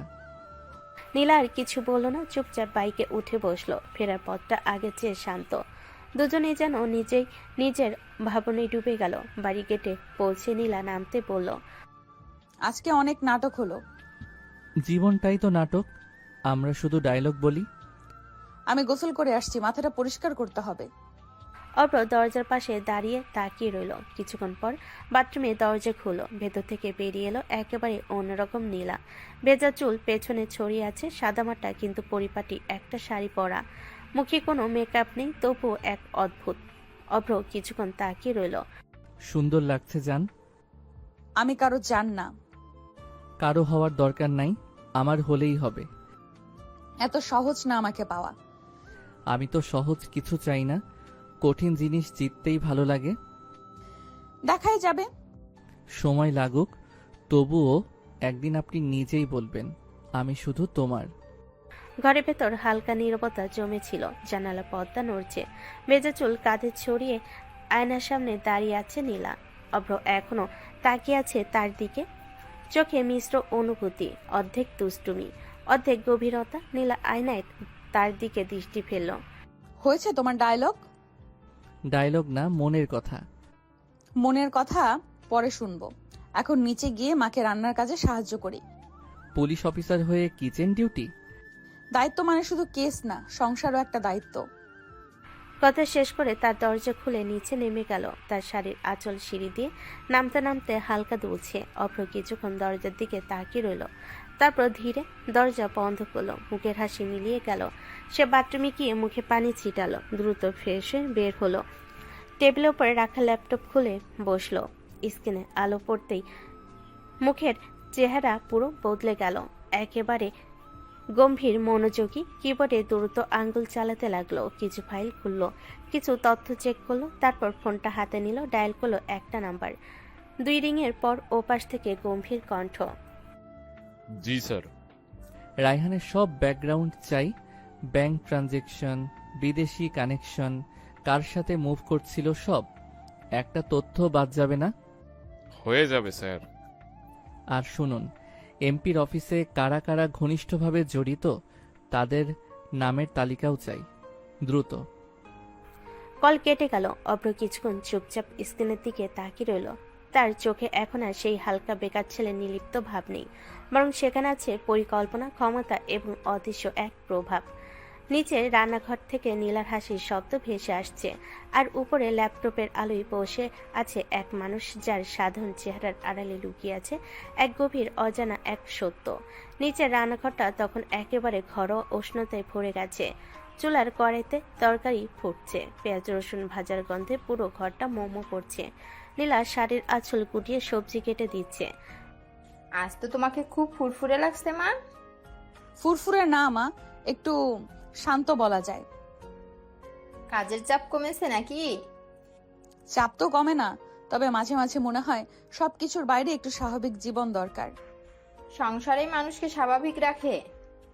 মা, আপনি কখনো ভয় পান না? এত কেস সামলাই, এত শত্রু। আল্লাহ আছে, আজ আমার ছেলে আছে, তুমি তোমার কাজ করো। আপনার ছেলে? তুমি এখনো ওকে পুরো চিনো না মা। আর পাশে অভ্র মা ডাল নেড়ে দিচ্ছেন। ঠিক তখনই পেছন থেকে কারোর কাশির শব্দ। অভ্র দরজার পাশে হেলান দিয়ে দাঁড়িয়ে আছে, মুখে আবার সেই চেনা দুষ্ট হাসি। দুইজনে মিলে আমার নামে গোপন সভা বসিয়েছেন নাকি? তুমি এখানে কেন? উপরে তো খুব ব্যস্ত ছিলে। ব্যস্ত মানুষও তো খেতে চায়, আর বউ কিচেনে থাকলে স্বামী কি দূরে থাকতে পারে? আরে বাবা, রান্না শেষ হতে দাও। কি রান্না হচ্ছে একটু টেস্ট করে দেখি। হাত দিও না, এখনো লবণ ঠিক করিনি অভ্র। লবণ কম না, ভালোই হয়েছে, তবে একটু ভালোবাসা কম আছে। নাটক বন্ধ করো। ইউনিফর্ম খুলে শাড়ি পরলে আপনি বেশি ভয়ঙ্কর লাগে যান। আবার জান বললে কিন্তু চামচ মাথায় পড়বে। তোমরা দুজন থামবে? আমি তো শুধু সাহায্য করতে এসেছি। তোমার সাহায্য মানেই গোলমাল। রান্নাঘর ভরে গেল হাসিতে। আজকে সন্ধ্যায় কোনো কেস নেই, কোনো রাজনীতি নেই, শুধু 3 জন মানুষের ছোট্ট সংসারের উষ্ণতা। কিন্তু এই উষ্ণতার আড়ালেই যেন জমে আছে কিছু অজানা রহস্য, যা এখনো নীলা পুরো বুঝতে পারেনি। রান্নাঘর থেকে শোনা কৌতুক আর হাসি ঘরে ধীরে ধীরে নীরবে মিলিয়ে গেল। চুলা থেকে পেঁয়াজের গন্ধ, লেট ম্যাগাজিনের আলো, সব মিলিয়ে একটা শান্ত সন্ধ্যার ছায়া। নীলা রান্নার কাজ ছেড়ে নিজেই কাপড় গুছিয়ে রুমের দিকে হাঁটতে লাগলো। অপর কিছুক্ষণ কৌতুক মিশিয়ে রান্নাঘরের কাজ দেখছে, তারপর হঠাৎ পেছন থেকে তার দিকে এগিয়ে এলো। আজকের দিনটা কি শুধু শেষ হবে রান্নার মাধ্যমে? অভ্র, বিরক্ত করো না, ক্লান্ত হয়ে গেছি। কিন্তু অভ্র থেমে না থেকে নীলার রুমে যেতে ধীরে ধীরে নীলার কাছে এগিয়ে গিয়ে হাত দিয়ে তার কোমর আটকালো। না বৌজান, আজকের ক্লান্তি মুছে দেবার সময় এসেছে। অভ্র, কি করছো? কথা শেষ হতেই সে ধীরে নীলার গলায় মুখ ডুবিয়ে কিস করতে লাগলো। ঠোঁট থেকে গলা, কোমল ছোঁয়া, প্রতিটা স্পর্শে নীলা কিছুটা হকচকিয়ে যায়। অভ্র ধীরে তাকে কোলে তুলে বিছানায় বসিয়ে রাখলো। আরে বৌজান, এত অস্থির হবেন না। নীলা রাগ দেখালো, তাড়াতাড়ি করে অভ্রকে ঠেকাতে দুহাত তুলে বলল, অব্র কি করছো? রাগ দেখান আর আমি পাত্তা দিচ্ছি না। অভ্র আবার কিস করতে লাগলো। নীলা চুপচাপ তার হাত আঁকড়ে ধরল, কিন্তু কিছু বলতে পারল না। অভ্র আবার নরম গলায় বলল, বৌজান, ক্লান্তি দূর করতে এই আদর দরকার। আপনি মেনে নিন বা না নিন, আমি থামবো না। নীলা চোখ বুজে নিজের রাগ ধরে রাখার চেষ্টা করলো, কিন্তু অভ্র ধীরে ধীরে ঠোঁট ডুবিয়ে সব অস্বস্তি কমিয়ে দিচ্ছে। রুমে হালকা বাতাস বইছে, রাতের আলো ভেসে আসছে জানালা দিয়ে। অভ্র তার সবকিছু মিলিয়ে নীলা শিথিল করতে লাগলো। প্রতিটি স্পর্শে, প্রতিটি চুম্বনে রাগের ফোঁটা গলে যাচ্ছে, কিন্তু নীলা এখনো পুরোদস্তর সমরূপ হয়নি। অভ্রকে থামাতে চাইলেও সে পাত্তা দিচ্ছে না। ঘরের মধ্যে গভীর রাত নেমে এসেছে, রান্নাঘরের আলো নিভে গেছে, আর সব কক্ষের মধ্যে এক নিস্তব্ধতা। খাওয়া দাওয়া শেষে সবাই শুয়ে আছে, শুধু মাঝে মাঝে দূরের কোনো ঘড়ির টিকটিক শব্দ বা দূরের গাড়ির হর্ন ভেসে আসে। দুজনেই ঘুমিয়ে আছে। হঠাৎ অভ্রের ফোন কাঁপতে, সে ফোনের স্ক্রিনে হঠাৎ আলো দেখলো। কল আসছে। অভ্র ফোন ধরে হেসে বলল, রাতের এ সময় কে কল করে কে জানে। সে কল ধরল, ধীরে ধীরে বেলকনিতে চলে গেল। বাইরের হাওয়া ঠান্ডা, তার চোখে এখন অদ্ভুত তীব্রতা। ফোনের ওপাশ থেকে গভীর কণ্ঠ, স্যার, রায়হানের সব প্রমাণ জোগাড় করেছি। পাঠিয়ে দাও। ঠিক আছে স্যার, সব প্রমাণ পাঠানো হবে। নেশা থেকে শুরু করে মেয়েদের রিপোর্ট, সব ধরনের বাজে কাজ রায়হান করেছে। এবার কে বাঁচাবে তোকে, রায়হান? অভ্র হালকা হাসি দিয়ে হাতের ফোনে সব প্রমাণ এক গোপন নাম্বার থেকে নীলার ফোনে পাঠাতে শুরু করলো। ফাইল, ছবি, ভিডিও সব, এমন ভাবে যে নীলা কোনোদিন চিনতে পারবে না কে পাঠালো। অভ্র শেষ করে ফোন নিচে রেখে শুয়ে পড়ল। চুপচাপ, কিন্তু মনে মনে পরিকল্পনা তৈরি হচ্ছে। চোখ বন্ধ, কিন্তু মন ব্যস্ত। পরে সকালে নীলা ধীরে ধীরে চোখ খুলল। ঘরের আলো ধীরে ধীরে ভেতরে ঢুকছে। সে হাত বাড়িয়ে ফোনটা ধরল, স্ক্রিনে চোখ পড়ল। অনেকগুলো ফাইল এসেছে। নীলার ভুরু ভাঁজ হলো। এগুলো কে পাঠালো? সে একটি ফাইল খুলল, চোখ বড় হয়ে গেল। প্রমাণের পর প্রমাণ, রায়হানের সমস্ত খারাপ কাজ। এবার কে তোমাকে বাঁচাবে রায়হান? কিন্তু এগুলো পাঠালো কে? নীলা ঘরে বসে ফোনের স্ক্রিন ধরে তাকিয়ে আছে। চোখের দিকে লেগে থাকা আলো এবং প্রমাণের ফাইলগুলোকে এক একে দেখছে। রায়হানের সব বাজে কর্মকাণ্ড, নেশা, মেয়েদের রিপোর্ট, প্রতিটি কেলেঙ্কারি, সবকিছু স্পষ্টভাবে সামনে। হঠাৎ সে গভীর নিঃশ্বাস নিয়ে অভ্রকে ডেকে বলল, অব্র, 1 মিনিট, দেখো তো কে যেন রায়হানের সব অপকর্মের প্রমাণ পাঠিয়েছে। অভ্র ঘুম ঘুম ভাব নিয়ে তাকালো, মুখ এমন ভান করলো, বিস্ময়িত মুখে বলল, সত্যি? হয়তো আপনার কোনো শুভাকাঙ্ক্ষী বা ভালোবাসার কেউ পাঠিয়েছে। শুভাকাঙ্ক্ষীরা ভালোবাসার কেউ? আমার তো এমন কেউ নেই, তবে যে পাঠিয়েছে তার প্রতি সারা জীবন কৃতজ্ঞ থাকবো। জান, সেই লোকটা তো আমি। কিন্তু অভ্র মুখে কিছু বলল না। তার চোখে দুষ্টু চাহনি এবং ধীরে ধীরে একটা পরিকল্পনা ভেসে আসে। এবার একটু আদর করেন না বৌজান। এখন সময় নেই অব্র, অফিসে কেস আছে। নীলা ওয়াশরুমে গিয়ে ফ্রেশ হয়ে ইউনিফর্ম পরে বের হলো। অভ্র তাকিয়ে রইল নীলার দিকে, বলল, চলি, কাজ আছে। যান যান, পুলিশ বউ বিয়ে করে আছি বিপদে, রোমান্সের বদলে শাসন শুনতে হয়। নীলা কোনো উত্তর না দিয়ে বের হয়ে গেল। অভ্র কিছুক্ষণ দাঁড়িয়ে দরজার দিকে তাকিয়েছিল, তারপর ধীরে ধীরে ল্যাপটপের দিকে ফিরে গেল। ঘরের মধ্যে এখন অদ্ভুত নীরবতা। বাইরে সকাল হালকা আলো ফেলছে। অভ্রের চোখে আবার সেই গভীর গোপন পরিকল্পনার চেতনা। নীরব ঘরের মধ্যে যেন সময় থেমে আছে, কিন্তু আকাশে নতুন দিনের আলো এসে ছুঁয়ে দিচ্ছে কিছু অদৃশ্য উত্তেজনা। নীলা ইউনিফর্মে সেজে থানে রাস্তা ধরে এগুচ্ছে। বাতাসে নতুন দিনের হালকা হাওয়া, কিন্তু তার চোখে অদ্ভুত এক তীব্রতা, একটা মিশ্রণ, রাগ, দায়িত্ব এবং বিচার পরায়ণতার। নথিপত্র আর ফোনের স্ক্রিন থেকে প্রাপ্ত সব প্রমাণ সে ব্যাগে গেঁথে নিয়েছে। চোখে অদ্ভুত ঝলক, যেন আজ রায়হানকে শেষবারের মতো বিচার করার জন্য প্রস্তুতি নিচ্ছে। থানার গেটে প্রবেশ করতেই অফিসাররা তাকে স্বাগত জানালো। অভ্র কিছুটা দূরে দাঁড়িয়ে আছে, কিন্তু দূর থেকে দেখছে নীলা কতটা দৃঢ় এবং ফোকাসড। নীলা কোর্টরুমের মতো অফিসে ঢুকে বলল, অফিসার সাহেব, রায়হানের বিরুদ্ধে সব প্রমাণ এখানে। এই প্রমাণের আলোকে দ্রুত ব্যবস্থা নেওয়া হোক। কর্মকর্তারা নথি খতিয়ে দেখতে শুরু করলো। নীলা ধীরে ধীরে তার চোখে আগুন নিয়ে বলল, আইন অনুযায়ী যে কোনোভাবে কেউ অপরাধ করেছে তাকে ছাড় দেওয়া হবে না।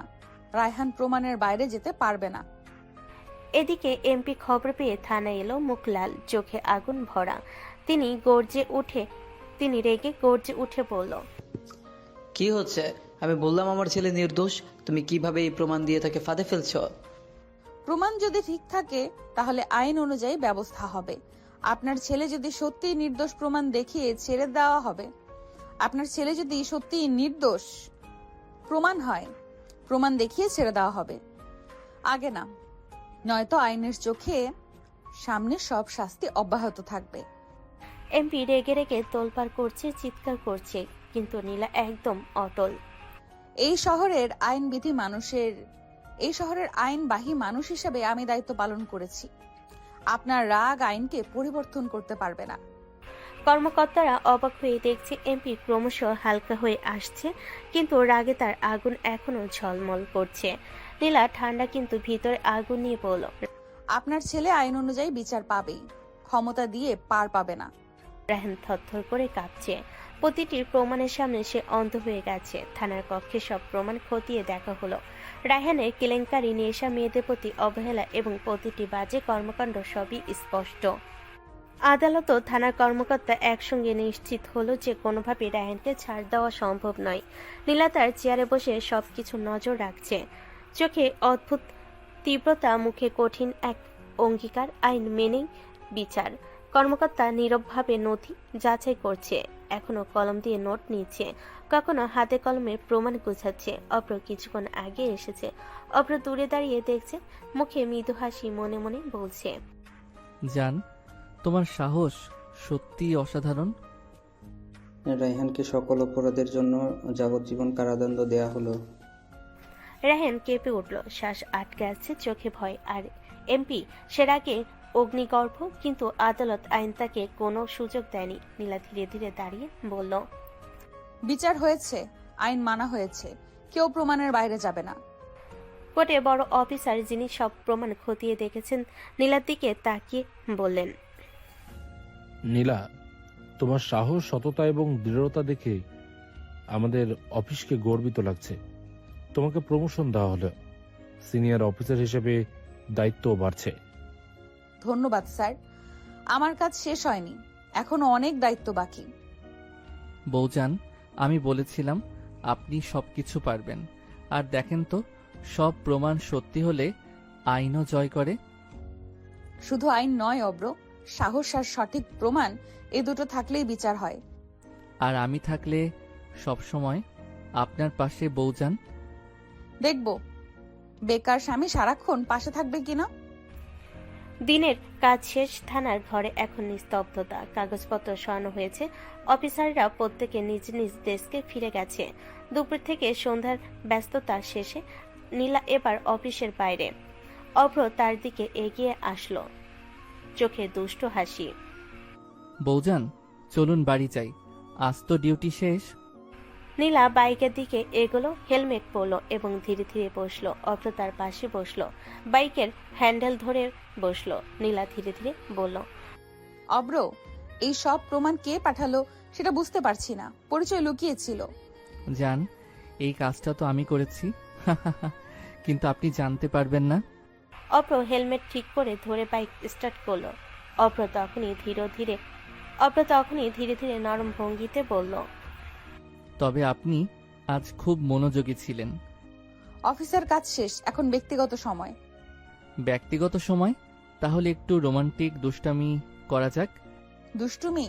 অফিস শেষ হয়ে গেছে, এখন বাইকের উপর দুষ্টুমি? হ্যাঁ বৌজান, বাইকের উপর দুষ্টুমি আর রোম্যান্স দুটোই সম্ভব। নীলা হালকা হেসে হেলমেটের ভেতরে মুখ ঢাকা দিল। বাইক রোড ধরে এগোতে লাগলো। সন্ধ্যার আলো ব্যস্ত শহরকে নরম করে দিয়েছে। রাতের হালকা ঠান্ডা আর দুজনের মধ্যে এক নীরব অদ্ভুত উত্তেজনা। অভ্র চোখে ঝলক দেখিয়ে ধীরে ধীরে নীলা কাছে ঝুঁকলো। বাড়ি ঢুকতে নীলা ফ্রেশ হতে রুমে চলে গেল। ইউনিফর্ম খুলে ঝুলিয়ে দিল, বিছানায় শুয়ে পড়ল। চোখ বন্ধ, মুখে হালকা ক্লান্তির ছাপ। অভ্র ধীরে ধীরে রুমে ঢুকলো, চেয়ারে বসে কিছুক্ষণ তাকিয়ে থাকলো। তার চোখে সেই দুষ্টু হাসি, মনে মনে আবার নতুন পরিকল্পনা ভেসে উঠছে। জান, এত তাড়াতাড়ি শুয়ে পড়েছেন কেন? ক্লান্ত লাগছে অব্র, দিনটা অনেক চাপের ছিল। অভ্র ধীরে বিছানার পাশে এসে বসলো, হাতের আঙ্গুলে তার চুল খেলাতে খেলাতে বলল, তাহলে একটু আদর করি, সব ক্লান্তি চলে যাবে। খবরদার, কাছে আসলে খবর আছে। একটু ঘুমাবো, বুঝলে? জান, তুমি ঘুমাও, আর আমি একটু আদর করছি। অব্র থামো। কিন্তু অভ্র কাছে গিয়ে ঠোঁটে ঠোঁট ডুবিয়ে কিস করতে শুরু করলো। ধীরে ধীরে হাত দিয়ে নরমভাবে কাছে টেনে নিল। নীলা রেখে সরানোর চেষ্টা করলো, কিন্তু অভ্র তার রাগকে পাত্তা দিল না। বউজান, চুপ থাকো না, শুধু আজকের ক্লান্তি মুছে দিতে এসেছি। নীলা চুপচাপ, কিছু বলতে পারল না। চোখে অল্প লজ্জা, মুখে রাগের চাপ। অভ্রের আদর ধীরে ধীরে সব ক্লান্তি, সব চাপ কমিয়ে দিচ্ছে। কিন্তু নীলা এখনো পুরোপুরি নিজের রাগ মুছে দিতে পারল না। নীলা রান্নাঘর থেকে খাবার টেবিলে বসলো। গরম ভাতের ভাপ আর মশলার সুগন্ধ ঘরে ছড়িয়ে পড়েছে। অভ্র পাশে বসে খেতে শুরু করলো। দুজনের মধ্যে হালকা হাসি, ছোট ছোট কথা আর দুষ্টামি, সব মিলিয়ে শান্ত এক রাতের আনন্দ। কিছুক্ষণ পরই নীলার ফোনে হঠাৎ সিগন্যাল এলো। থানার কল। সে রিসিভ করে সব শুনল। অফিসার বলছেন নতুন একটি কেস এসেছে, মাদক কেস। এক্ষুনি তদন্ত শুরু করতে হবে। তুমি এত তাড়াতাড়ি চলে যাচ্ছ? হ্যাঁ, এই ধরনের কেসে সময় অপচয় করা যায় না। জান, তাহলে আমিও যাব। একা তোমাকে এই ঝুঁকিতে যেতে দেব না। অব্র, এটা অফিসের কাজ, খুব বিপজ্জনক। তুমি কি? বউজান, আমি তোমার পাশে থাকবো, ঝুঁকি হোক বা না হোক, আমরা একসাথে। ঠিক আছে, তাহলে যাই, কিন্তু সাবধানে। নীলা দ্রুত ইউনিফর্মে সজ্জিত হয়ে বাইকে উঠল। শহরের রাস্তা ধরে বাইক ছুটতে শুরু করলো। বাতাসে হালকা ঠান্ডা, হেলমেটের ভেতরে চোখে তীব্রতা। দুজনই থানায় ঢুকতে কেসের নতুন ফাইল খোলা হলো। অফিসের মধ্যে এক অদ্ভুত উত্তেজনা। মাদক বিরোধী কেসের নথি ছড়িয়ে আছে ডেস্কে। বড় বড় প্রমাণপত্র, চিত্র, লিপিবদ্ধ তথ্য সব চোখে পড়ছে। নীলা চোখ রেখে ফাইলগুলো যাচাই করতে লাগলো। চোখে অদ্ভুত তীব্রতা, গায়ে অনমনীয় এক শক্তি। লোকেশন ট্যাগ করো। বেশি সময় নষ্ট করা উচিত না। এই ধরনের কেসে প্রতিটি মিনিট গুরুত্বপূর্ণ। সব পুলিশ খোঁজ খবর নেবে, প্রত্যেকের দায়িত্ব বুঝুক, কাউকে অবহেলা করার সুযোগ নেই। বউজান, আজকের কাজ কঠিন, কিন্তু তোমার সঙ্গে থাকলে সবই সহজ। সহজ নয় অব্র, প্রতিটি কাজ নিখুঁত হতে হবে। ভুল হলে কোনো সুযোগ থাকবে না। থানার হলের ভিতরে নীলা ব্যস্ত, কম্পিউটার স্ক্রিনে লোকেশন চিহ্নিত করছে। টিমকে নির্দেশ দিচ্ছে। অফিসাররা কাগজপত্র নিয়ে ঘুরছে। সবাই ব্যস্ত, কিন্তু অভ্র একটু দূরে সরে গিয়ে ফোন হাতে নিল। হ্যালো, হ্যাঁ ঠিক আছে, আমাদের কাছে মাদক পাচারকারী চক্রের খবর এসেছে, দ্রুত খোঁজ নিয়ে আমাকে শেয়ার করো। Yes sir. তুমি কে? কে তোমাকে এসব জানাবে? অভ্র হঠাৎ চুপ করে গেল, চোখে অদ্ভুত অসহায়তা, কিন্তু চুপচাপ কিছু বলল না। তেমন কিছু না জান। একদম নাটক করবে না, আমি সব শুনেছি। ভুল শুনেছ জান। তুমি কি সত্যি বলবে, নাকি আমাদের সম্পর্কটা এখানেই শেষ করব? জান, আসলে আমি সিআইডি অফিসার, গোপনে কাজ করি। এইসব তদন্তের মধ্যে আমি তোমার পাশে থেকেও তথ্য সংগ্রহ করি। নীলা হঠাৎ চমকে উঠল, চোখ বড়, মুখের ভাব রুদ্ধ। মনে হলো হঠাৎ সব সত্য একসাথে তার সামনে চলে এসেছে। তুমি সিবিআই অফিসার? হ্যাঁ জান, এই পরিচয় আমাকে সবসময় তোমার পাশে থাকতে দিয়েছে। আমি শুধু চাই তোমার নিরাপত্তা আর সব প্রমাণের সত্যতা নিশ্চিত করা। তাহলে সব নাটক, সব খেলা, সব কেসের মধ্যে তুমি সত্যি প্রমাণ দাও আমাকে। জান, বিশ্বাস করো, সবই তোমার জন্য। আর এই সত্যিকারের পরিচয়েও আমি শুধু তোমার পাশে থাকব। নীলা থানা অফিসের ডেস্কে বসে আচ্ছন্ন চেয়ারে এই ফাইলগুলো দেখতে রইল। তার চোখে অদ্ভুত ক্ষোভ আর বিস্ময়ের ছাপ। অভ্র দূরে দাঁড়িয়ে ফাইল এবং কম্পিউটার স্ক্রিনের দিকে তাকিয়ে ধীরে ধীরে কথা বলল। জান, চিন্তা করো না, আমার লোক এখনই সব খোঁজ নিয়ে সত্যি ইনফরমেশন পাঠাবে। নীলা হঠাৎ উঠে দাঁড়ালো, চোখে আগুন ঝলমল করছে। সে শক্ত কণ্ঠে বলল, তাহলে এতদিন বলনি কেন? আমি যে কতবার তোমাকে বেকার বলে অপমান করেছি অব্র। অভ্র সামান্য হাসলো, চোখে মৃদু হাসির ঝলক। ধীরে ধীরে সে নীলার দিকে এগিয়ে এলো। জান, সেসব কোনো ব্যাপার না। মানুষ বাইরে যা দেখে তাই বিশ্বাস করে। তুমি বেকার ভাবো বা অন্য কেউ যা ভাবুক সেটা গুরুত্বপূর্ণ নয়। কিন্তু তুমি তো সিআইডি অফিসার, এতদিন জানাওনি। আমি কি ভাবতে পারি এত সাহস তোমার মধ্যে, আর আমি তোমাকে এইভাবে এড়িয়ে গেছি? অভ্র ধীরে হাতে নীলার কাঁধে স্পর্শ করলো, চোখে দৃঢ়তা আর মৃদু দুষ্টু হাসি। জান, আমি চেয়েছিলাম সবকিছু তোমার নিরাপত্তার জন্য হোক নিখুঁত। সত্য প্রকাশ করলে আমাদের সম্পর্ক এবং কাজ দুটোই ঝুঁকিতে পড়ত, তাই আমি গোপন রেখেছি। নীলা চুপচাপ, তার চোখে রাগ, কিন্তু সেই সঙ্গে মনে একটা অদ্ভুত প্রশান্তি। তার হৃদয় বুঝতে লাগলো যে মানুষটা যে এতদিন হালকা করেছে, বেকার বলে অপমান করেছে, তার ভেতর এত গভীর সত্য আর দায়বদ্ধতা লুকিয়ে আছে। অভ্র ধীরে ধীরে হাসি দিয়ে বলল, সবই তোমার জন্য জান, আর এখন আমি তোমার পাশে আছি। বিশ্বাস করো, সব ঠিক হয়ে যাবে। অভ্র থানার কক্ষে দাঁড়িয়ে ফোন হাতে দূর থেকে তার লোক ফোনে কথা বলছে। অভ্রর চোখে আগুন, হালকা দুষ্টু হাসি। কি খবর, সব ঠিকঠাক আছে তো? হ্যাঁ স্যার, সব সত্য। ওরা আস্তানায় আছে, মাদক পাচার করছে। জান, শুনছো কি? সব সত্যি। আমরা সঠিক সময় ধরতে পারবো। ভালো, তাহলে আমরা পুরো টিম নিয়ে সরাসরি যাই, কোনো ভুলের সুযোগ নেই। ঠিক আছে, আমি তোমার পাশে থাকবো। সবকিছু আমার নজরে। দুজনে দ্রুত টিমের সঙ্গে যোগাযোগ করলো। পুলিশ অফিসাররা প্রস্তুত হচ্ছে। লোকেশন চিহ্নিত, গাড়ি সাজানো, কম্পিউটার স্ক্রিনে মানচিত্র খোলা, সবই নিখুঁত পরিকল্পনা। নীলা মাথা নেড়ে পড়ল। সবাই প্রস্তুত? ভুল হলে কেউ বাঁচতে পারবে না। আমরা আজই তাদের ধরে ফেলবো। গাড়ির হর্ন বাজালো, টিমের গাড়ি দ্রুত রওনা হলো। রাতের অন্ধকারে পুলিশদের গাড়ি চলল নদীর ধারে, শহরের রাস্তা ধরে। দম বন্ধ করা, উত্তেজনা, সবই জানে আজকের অভিযান, আজকের কেস, জীবন জীবিকা উভয়ের পরীক্ষা। অভ্র, নীলা এবং পুরো টিম আস্থানেই পৌঁছালো। বাইরের অন্ধকারে, ভিতরে নেশার গন্ধ আর অচেনা মানুষের আওয়াজ। নীলা হঠাৎ ধীরে ধীরে বলল, যে কোনো মুহূর্তে ওরা পালানোর চেষ্টা করবে, সবাই সতর্ক। জান, তুমি চিন্তা করো না, আজ আমি তোমার পাশে আছি। কেউ পালাতে পারবে না। মাদক পাচারকারীরা ভাবতে পারবে না যে তাদের কাছে আঘাত আসছে। অভ্র ও নীলা পুরো টিমের সাথে নিখুঁত সমন্বয় করে তাদের ঘিরে ফেলেছে। সবাইকে ধরে থানায় নিয়ে আসা হলো। চক্রের প্রতিটি সদস্য এখন সঠিক জায়গায়, পুলিশের হাতে। অফিসের বাতাসে শান্তি, আর নীলা অভ্র দুজন এখন বাসায় ফিরছে। অভ্র হালকা হাসি দিয়ে বলল, জান, একটু সুন্দর করে সাজো। কোন দুঃখে? দুঃখে না, সুখে। তোমার স্বামী তো বেকার না, তাই সুখে সাজো। নীলা হালকা চোখ মেলে ধীরে ধীরে শাড়ি পরে আসলো। অভ্র তার দিকে এগিয়ে এসে হঠাৎ নরমভাবে জড়িয়ে ধরে গলায় মুখ ডুবিয়ে কিস করতে শুরু করলো।